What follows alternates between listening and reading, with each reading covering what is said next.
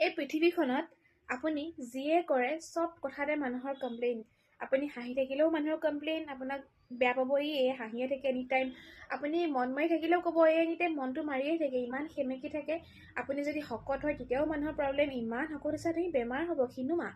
যদি ক্ষীণাই ক'ব ইমান ক্ষীণাইছা, তোমাক খাব নিদিয়ে নেকি ঘৰত? আৰু ছোৱালী মানুহতো বিয়া হৈ ক্ষীণালে হৈছে আৰু কষ্ট পাইছে তাই গিৰিয়েকৰ, সেইটো কাৰণে ক্ষীণাইছে, কষ্ট দিছে তাইক, খাবলৈ নাই দিয়া, এনেকুৱা টাইপৰ কথা।